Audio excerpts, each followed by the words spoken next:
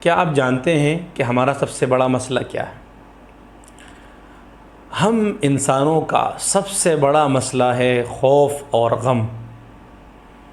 ہمیں مستقبل کے متعلق مختلف قسم کے خدشات لاحق ہوتے ہیں، جس کی وجہ سے ہم یا ڈپریشن کا شکار ہو جاتے ہیں یا پھر ہم بلڈ پریشر، شوگر، طرح طرح کی بیماریوں میں مبتلا ہو جاتے ہیں۔ اسے کہتے ہیں عام معنوں میں خوف۔ اسی طرح ایک دوسرا مسئلہ ہے حزن۔ حزن کہتے ہیں ماضی میں جو کچھ ہم حاصل نہیں کر سکے اس کے متعلق سوچنا، پریشان رہنا، بار بار ندامت اور حسرت کا اظہار کرنا کہ بھئی میرے پاس تو بڑے اچھے اچھے مواقع تھے، میں نے گنوا دیے، میں نے کچھ نہیں کیا، کل کیا ہوگا؟ یہ کل کیا ہوگا، یہ جو سوال ہے جب ہم اپنے آپ سے پوچھتے ہیں تو ہمیں مکمل تاریکی نظر آتی ہے، ہمارا مستقبل ہمیں بالکل تاریک نظر آتا ہے۔ اور جو ہماری نوجوان نسل ہے وہ بھی کل کے بارے میں جب سوچتے ہیں کہ کیا ہمیں جاب ملے گی یا نہیں، کیا ہم اس معاشرے میں سٹرگل جو کر رہے ہیں اس کا کوئی نتیجہ ملے گا یا نہیں، کیا ہم سروائیول کر سکیں گے یا نہیں، تو یہ جو مستقبل کے متعلق طرح طرح کے خدشات ہمیں لاحق ہوتے ہیں، یہ انسان کی فطرت ہے۔ انسان کی فطرت میں خوف اور حزن ہے۔ اسلام اور قرآن کریم کا ایک بنیادی مقصد یہ ہے کہ انسانوں کو خوف اور حزن سے نکالے، اور یا ایتھا النفس المطمئنہ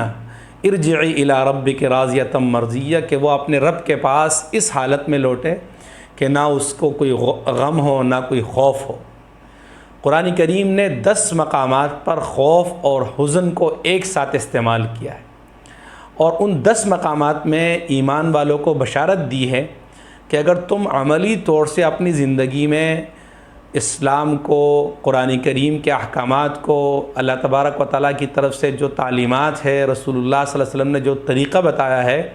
اس کو اپنی زندگی میں نافذ کرو گے، اپنی زندگی کا حصہ بناؤ گے اسے، تو ہم تمہارے دل سے خوف اور غم کو نکال دیں گے، ہم تمہیں چھٹکارا عطا کر دیں گے، نجات دلا دیں گے اس بیماری سے جس کی وجہ سے تم ٹینشن کا شکار ہوتے ہو، ڈپریشن کے مریض بن جاتے ہو،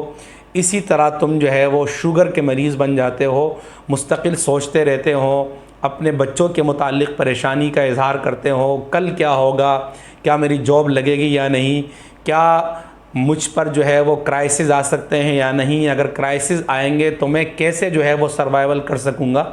تو جب تم اس اسلام کو، قرآن کریم کو صحیح طریقے سے اپنی زندگی کا حصہ بناؤ گے تو تمہارے دل سے میں خوف اور غم کو نکال دوں گا، میں تمہاری زندگی کو سکون سے بھر دوں گا، کوئی تمہیں ٹینشن نہیں ہوگی، کوئی پریشانی نہیں ہوگی، تمہیں مستقبل کے متعلق خدشات لاحق نہیں ہوں گے، ماضی کے متعلق کوئی غم تمہیں چھو کر نہیں گزرے گا، اور تمہاری زندگی بڑی پرسکون ہوگی۔ اسی طرح ایک دوسری چیز ہے جو قرآن کریم کے سورہ محمد میں اللہ رب العزت نے ذکر کی ہے، اور وہ بڑی خوبصورت یعنی ایک یاد دہانی ہے۔ قرآن کریم میں اللہ نے فرمایا کہ وَيُدْخِلُهُمُ الْجَنَّةَ عَرَّفَهَا لَهُمْ، اللہ تعالیٰ ایمان والوں کو ایسی جنت میں داخل کرے گا جس کی پہچان کرائی ہوگی۔ پہچان کرانے سے مراد یہ ہے کہ دنیا کی زندگی ان کی جنت کسی ہوگی، جس طرح جنت میں خوف اور غم نہیں ہوگا، نہ کسی کو خوف ہوگا، نہ کسی کو ماضی کے متعلق کوئی غم ہوگا، نہ کسی کی یاد ستائے گی، نہ مستقبل کے متعلق طرح طرح کے خدشات ہوں گے۔ تو اسی طرح جب تم اپنی زندگی میں قرآن کریم کی تعلیمات کو نافذ کرو گے تو میں تمہاری زندگی جنت والی بنا دوں گا، جس کو قرآن کریم نے خود بیان کیا کہ الا ان اولیاء اللہ لا خوف علیہم ولا ہم یحزنون، جو اللہ کے دوست ہیں، جن کا اللہ کے ساتھ براہ راست تعلق ہے، جو اللہ کے ساتھ دوستی کرتے ہیں، ان کی زندگی سے خوف اور غم کو نکال لوں گا، ان کی زندگی پرسکون ہوگی، جیب میں کچھ بھی نہیں ہوگا لیکن ان کا دل اتنا جو ہے وہ پرسکون ہوگا، وہ اتنا جو ہے وہ راحت، خوشی محسوس کریں گے جو بڑے بڑے مالدار لوگ نہیں محسوس کر سکتے۔